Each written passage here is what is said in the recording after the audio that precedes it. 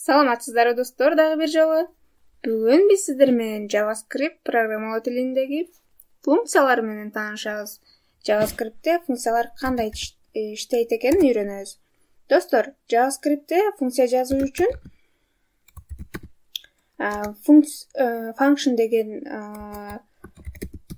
ключевой сөз колдонулат. Караңыздар.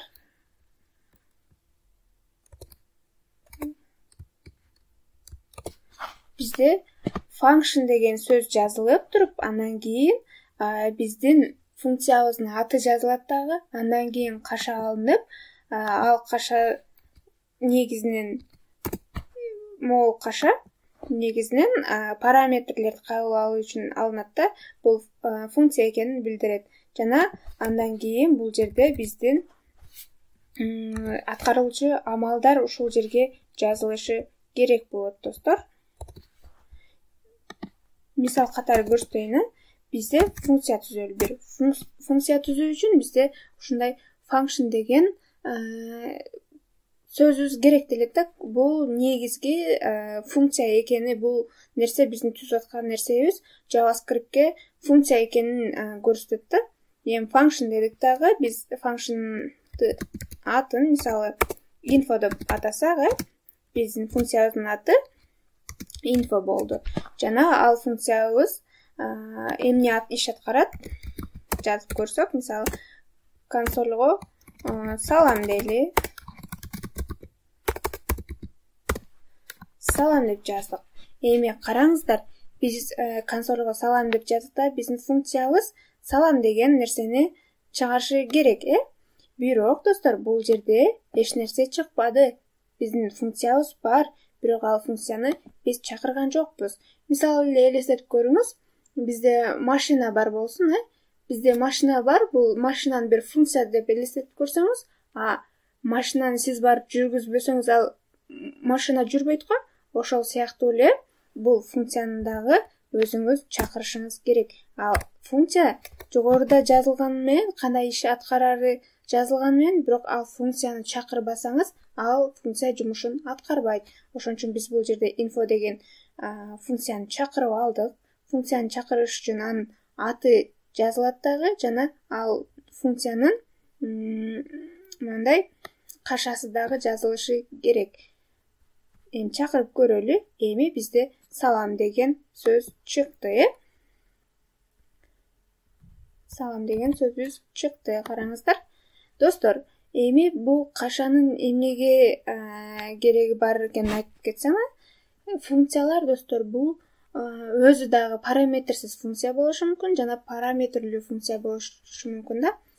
Параметрлүү функциялар өзүнө кандайдыр параметрди кабыл алат да, ал параметрди жана функциянын ичинде аткарса, колдонсо болот. Караңыздар, бизде text деген параметр бар. Бул text болсо, info функциясынын параметри, бирок бул text өзүнө түрдүү нерсени алышы мүмкүн. Биз функцияны чакырып атканыбызда, ал функцияга параметр катары бул жерден анын параметрин беришибиз керек. Биздин параметрибиз цифра болушу мүмкүн, string болушу мүмкүн, бирок бизде азыр бул жерде text бир эле нерсе болгон үчүн биз бир эле параметрди бере алабыз. Ал эми тексттин ордуна мисалы a, b деп койсок, бизде функциябыз 2 параметрлүү болот дагы, ал 2 элементти кабыл алат. Мисалы, бул жерден биз 15ти жана 100дү берсек болот да. Биринчи параметри a параметри 15ге барабар, ал эми b параметри уже 100гө барабар болду, достор. Мисалы, биз бул жерге text деп туруп эле, анан тексттин маанисин бере турган болсок, салам, мисалы, кыздар дей турган болсок, эми иштетип көрөлү. Биз info деген функциябызды чакырып атабыз бул жерде. Info деген функциябыздын параметри, тексттин мааниси бул жерде кыздар болуп атат. Бул жерде текстибизди консолдун ичинде колдонуп жатабыз, Салам кыздар деп чыгышы керек. Эми иштетип көрөлү. Бизде салам кыздар деген функциябыз чыкты. Караңыздар. Андан кийин достор ошол эле бизде дагы башка салам балдар дей үчүн өзүнчө функцияны жазуунун кереги жок. Себеби бизде бул жерде функциябыз уже даяр функция бар. Биз жөн гана бул жердеги маалыматты өзгөртүү үчүн биздин параметрибизди гана өзгөртүп койсок болот. Ал үчүн мисалы салам балдар десек, уже бизде биринчи инфобузда, биринчи функциябызды чакырганыбызда салам текстибиздин мааниси кыздар болот. Экинчи функциябызды чакырып жатабыз. Ал учурда салам балдар деген чыгышы керек. Ошондой эле салам мисалы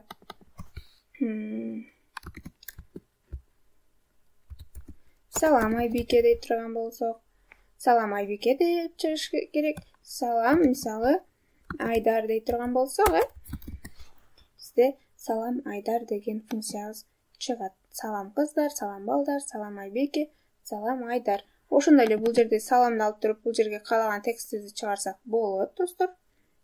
Мисалы салам кыздар дегендин баардыгын бириктирип ушул жерден эле берсек болот. Ошондой кылсак болот, достор. Дагы мисал катары бир сумманы түзө турган болсок, бизде сумманы чыгаруучу функция бар болсун. Мисалы, комментарийге алып туралы. Бизде функциябыздын аты sum болсун.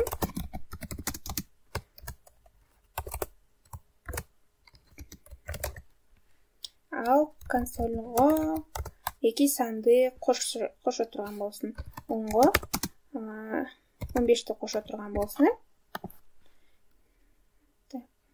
Жана биз ал функциябызды чакырып көрөлү. Функциябызды чакырдык, биз sum деген функциябызды чакырдык. Биздин учурда ал sum деген функция 10го 15ти кошот, достор. 10го 15ти кошсоң 25 болот, Андан кийин эми ушул жерден биз функциябызды дайыма чакырып атканыбызда бизде функциябыз бир эле амалды аткарып атат. 10го 15ти кошуп атат.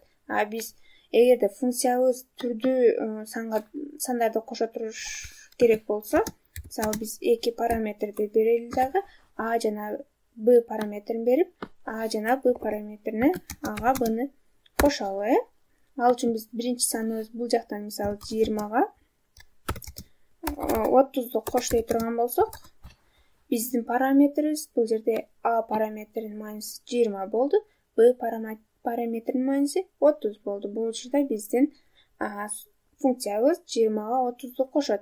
Ал эми биз 100г 100ду кош десек, биринчи параметрибиз 100, экинчи параметрибиз 100. 100г 100ду кошот.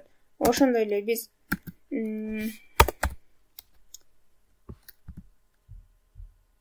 мисалы Айка дей турган болсок, жана Айкага 50-нү кош керек болсун, ушундайча жазсак болот.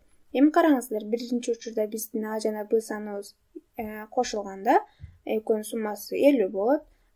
Бул жерде 100г 100 кошкондо 200 болот дагы. Айкага 20ны кошконубузда, достор, Айка 50 деп чыгып калат. Бул жерде биз параметрибиздин типин бербегенибиз үчүн, параметрлер кайсы типте экенин айтпаганыбыз үчүн бул жерден ал түрдүү параметрдин түрдүү типин берсек болот экен, Караңыздар, ушундайча кылсак болот.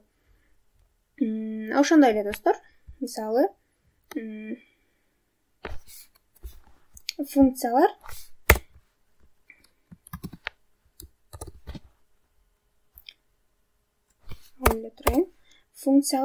кандайдыр бир маанини кайтарышы керек болгон учурда болот экен. Мисалы, бизде а деген өзгөрмөбүз бар болсо,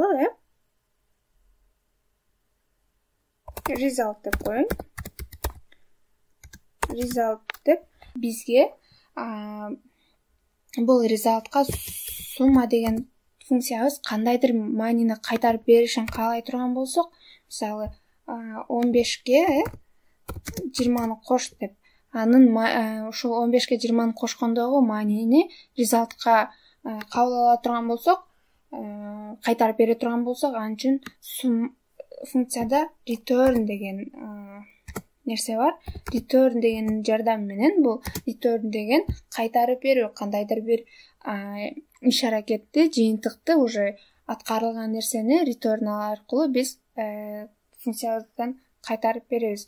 Достор, андан кийин ушул return деген жерден кийин, return аткарылып бүткөндөн кийин биздин функциябыздын жумушу дагы бүтөт. Мисалы, return A жана B дейле. Return A жана B дегенибизде бул учурда биздин суммабыз, sum деген функциябыз бизге A жана B'ны кошуп туруп, анан кайтарып берет. Бул жерде бизде результыбыз уже 15ке 20-ны кошкондогу маанини кабыл алып атат. 15ке 20-ны кошсок бул жерден 35 чыгат, а биздин функциябыз 35 деген маанини return'дөн жардам менен результка кайтарып берип атат. Эми биз результыбызды иштеп көрө турган болсок, бизге результка 35 деген маанини кайтарып берет, достор.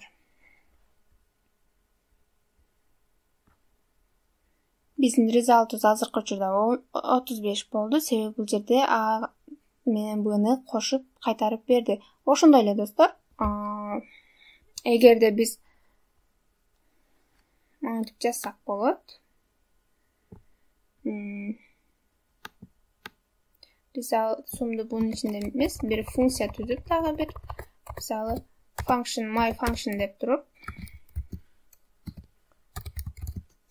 my function'ыбыздын ичинде бир өзгөрмөнү жарыялайбыз дагы.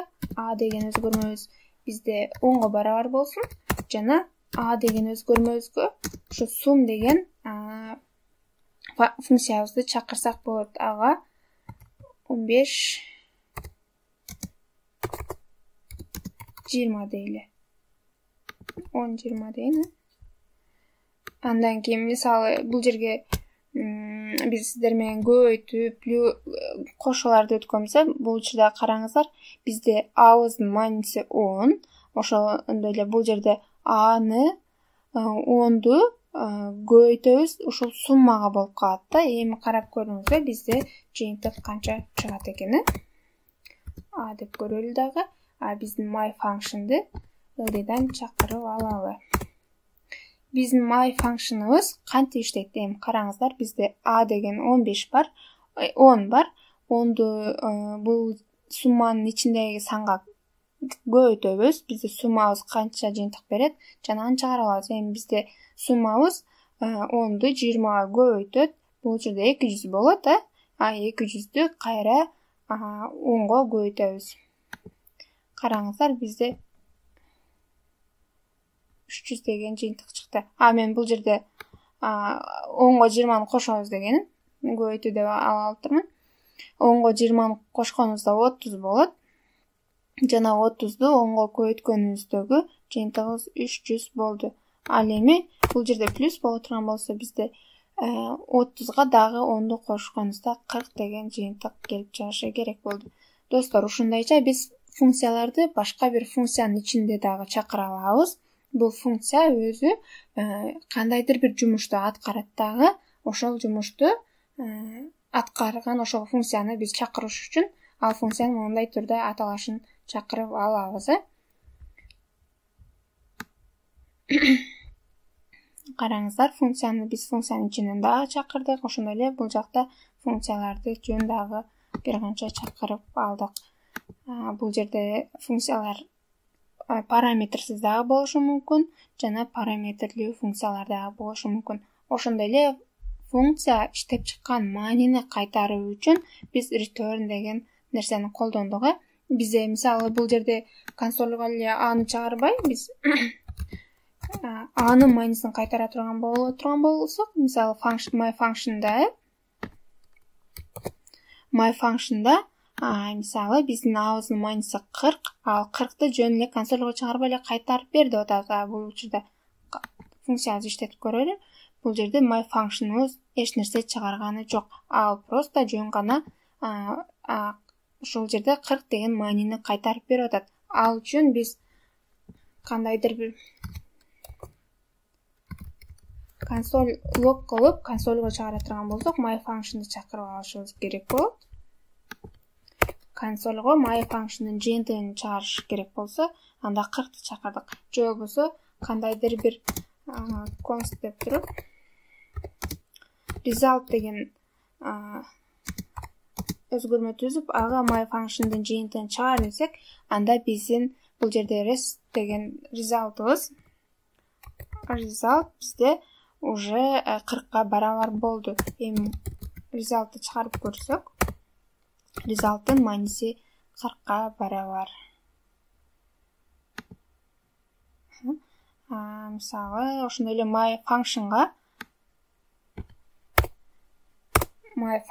бир параметрди ала турган болсок, параметр аны ала турган болсок, жана бул жерден ага бир анын маанисин берели, 5ти берели. Бул учурда биздин абыз 5, 5ке бул кошобуз, сумманын ичиндеги жыйынтыкты кошобуз. Суммабыз бизде 10го 20-ны кошсок 30, 30га бул жерде абыздын мааниси 5, 30га 5ти кошсок 35. Биздин результатыбыз 35 деген жыйынтыкты бериши керек. Бул жерде көрүнүп турат. Достор, ошону менен биз сиздер менен JavaScript'теги функцияны кандай иштейт экенин, функция деген эмне экенин тааныштык, функциялар боюнча маалымат алдык. Достор, кийинки сабакта сиздер менен жолукканча мен коштошомун. Кайрадан жолукканча саламатта калыңыздар.